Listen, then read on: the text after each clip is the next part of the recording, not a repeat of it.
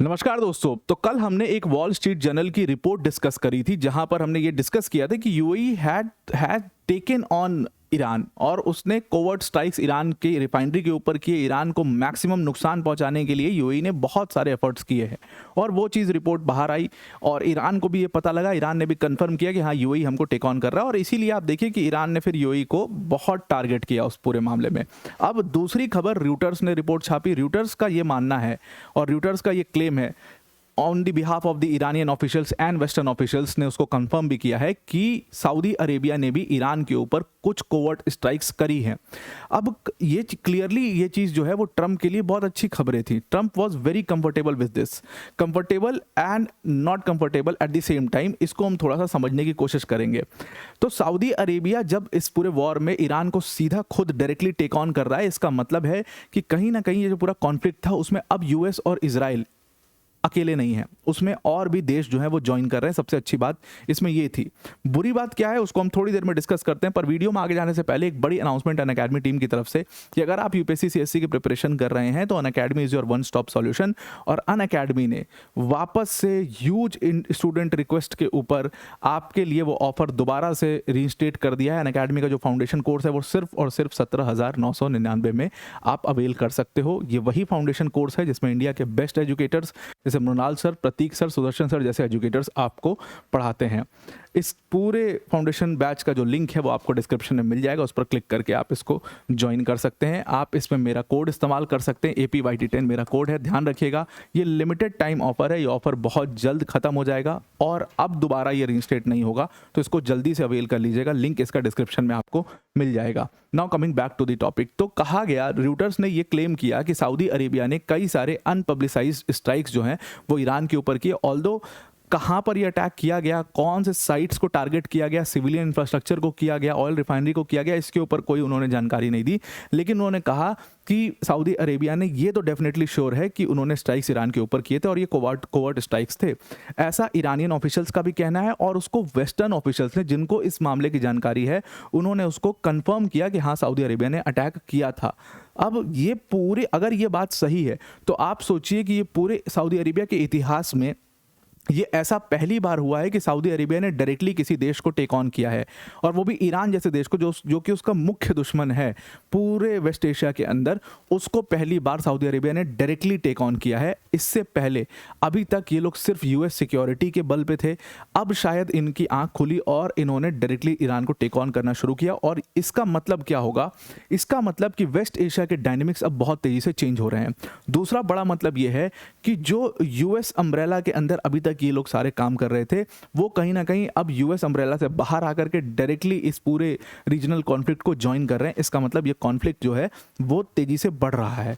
दूसरी इंपॉर्टेंट बात यहां पर ये है कि आपने अभी तक सुगबुगाहट आपको सुननी शुरू हो गई कि लगभग हर देश के जो लीडर है उन्होंने अपने देश में ये चेतावनी दे दी है कि भाई देखो, ये वॉर जो है वो फिर से शुरू हो सकता है, वो बढ़ सकता है, क्योंकि डील में अगेन एक पूरा कंप्लीट ब्लॉकेड आ चुका है। कोई मतलब ऐसी समझौता तो दिखता हुआ, मतलब होता हुआ नहीं दिख रहा है। तो कुछ ना कुछ बड़ा उसमें होने वाला है, कुछ ना कुछ वो वॉर दोबारा से शुरू होने वाला है, मोर फियर्स तरीके से शुरू होगा और पार्टीज ज्वाइन करेंगी। ये बात इस चीज़ का संकेत है।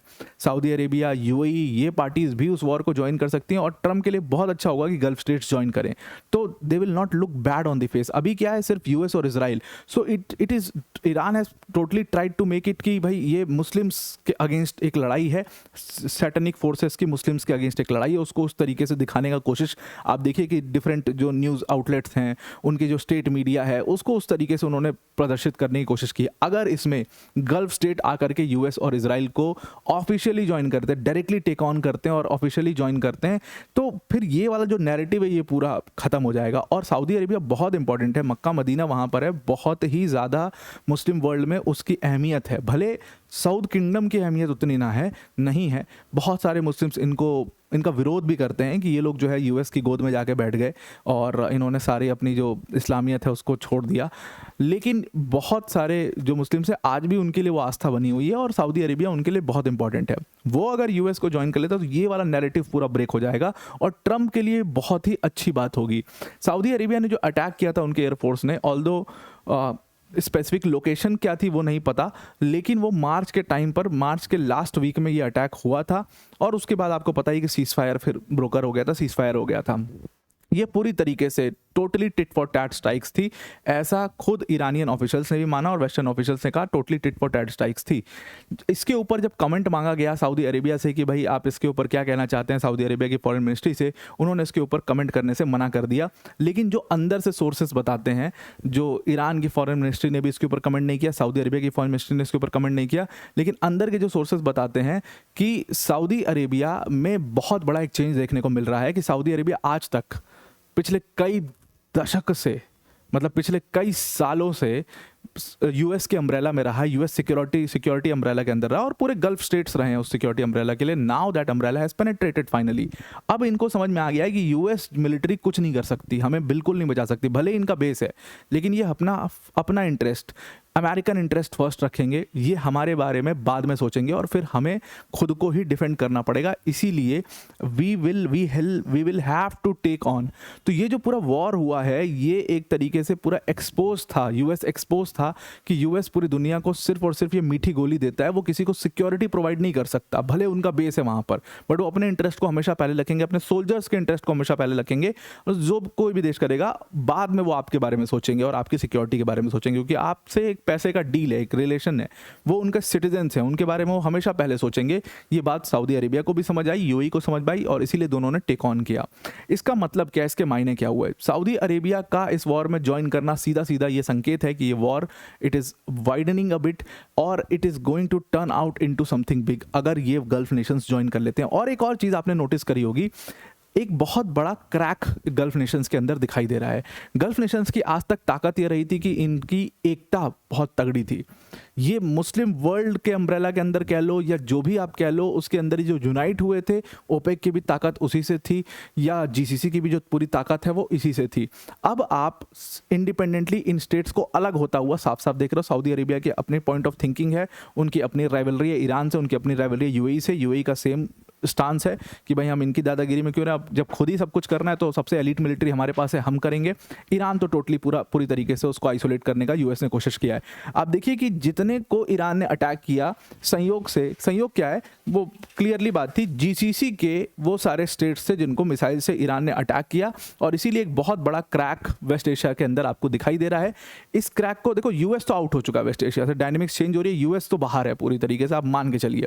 अब पूरे वेस्ट एशिया के अंदर चाइना कैसे इस चीज को अपने पक्ष में करता है, ये एक देखने वाली बात होगी और चाइना ने उसको पक्ष में करना शुरू कर दिया है। जैसे मैंने कल वॉल स्ट्रीट जर्नल की एक रिपोर्ट करी थी और उसमें मैंने आपको बताया था कि यूनाइटेड अरब एमिरेट्स ने भी, जिनके पास सबसे एलीट मिलिट्री है, उन्होंने भी ईरान को टेक ऑन किया, डायरेक्टली टेक ऑन किया और ईरान की जो ऑयल रिफाइनरीज थी उसको टारगेट करके उन्होंने हटाने की कोशिश करी। मतलब यूएई और सऊदी अरेबिया अब दोनों इसमें आ चुके हैं। हालांकि दोनों का अप्रोच बहुत अलग है। यूएई का अप्रोच बहुत सिंपल सा है कि यूएई ने यहाँ पर सीधा मना कर दिया कि हम ईरान के किसी भी नेता से, ईरान के किसी भी पॉलिटिकल चैनल से बिल्कुल हम बात नहीं करना चाहते, हम डिप्लोमेसी बिल्कुल भी नहीं रखना चाहते ईरान के साथ में, और एकदम लेस डिप्लोमेसी। वहीं दूसरी तरफ सऊदी अरेबिया का स्टांस थोड़ा डिफरेंट है और इसमें चाइना का बहुत बड़ा रोल है। सऊदी अरेबिया, आपको पता ही है कि चाइना के साथ बहुत अच्छे शानदार रिलेशंस हैं सऊदी अरेबिया के, they are giving a lot of oil to China. तो चाइना का देन है कि सऊदी अरेबिया का स्टांस आपको टोटली डिफरेंट दिखेगा। उनके बीच में ईरान से काफ़ी बातचीत यहाँ पर सऊदी अरेबिया ने करी है और ईरान के साथ बातचीत करके ही कहा गया कि वो डी एस्केलेशन हुआ। हालांकि उनकी फॉरेन मिनिस्ट्री से पूछा गया कि क्या आपने ईरान के साथ कोई आपसी समझौता कर लिया यूएस और इजराइल के बिना, तो सऊदी अरेबिया ने उस पर कमेंट करने से मना किया। लेकिन आप देखिए तो लास्ट स्टेटमेंट उन्होंने दिया, उसमें उन्होंने कहा कि we reaffirm Saudi Arabia's consistent position and deescalation. उन्होंने सीधी डी एस्केलेशन की बात की, चलो ये तो हर कोई करता, और फिर उन्होंने कहा कि हम रिटेलिएट भी करेंगे अगर हम पे कोई अटैक करेगा। लेकिन कहा यह जा रहा है कि चाइना ने 2023 में जो ईरान और सऊदी अरेबिया के बीच में यमन के मामले को लेकर के जो पूरा विवाद था, उसमें जो समझौता कराया था, उसी तरीके का कुछ आपसी समझौता यहाँ पर भी इस वॉर में भी करा दिया गया है और इसमें चाइना का बहुत बड़ा रोल है। चाइना पूरे वेस्ट एशिया को एक बहुत बड़ी अपॉर्चुनिटी की तरह देख रहा है और उस अपॉर्चुनिटी को पूरी तरीके से वो बुनाने की कोशिश कर रहा है। अभी तक चाइना के पास कोई खास एक्सेस वेस्ट एशिया में नहीं था, क्योंकि यूएस सिक्योरिटी खट्टा मीठी गोली ये सारे वेस्ट एशियन स्टेट्स खा रहे थे, और इसीलिए इनको लग रहा था कि भाई आराम से चीज़ें चलती रहेंगी, यूएस को लग रहा था आराम से चीज़ें चलती रहेंगी, और फिर उन्होंने ऐसा ख़राब किया अपने वेस्ट एशियन पॉलिसी को कि अब चाइना को एक बहुत बड़ी अपॉर्चुनिटी वहाँ पर दिख रही है और चाइना वहाँ पर एंटर कर सकता है। आपकी इस पर क्या राय है, आप ज़रूर से कमेंट करके बताइएगा। आई होप आपको पूरा आर्टिकल समझ में आ गया होगा। आज के लिए इतना ही। Thank you and have a nice day.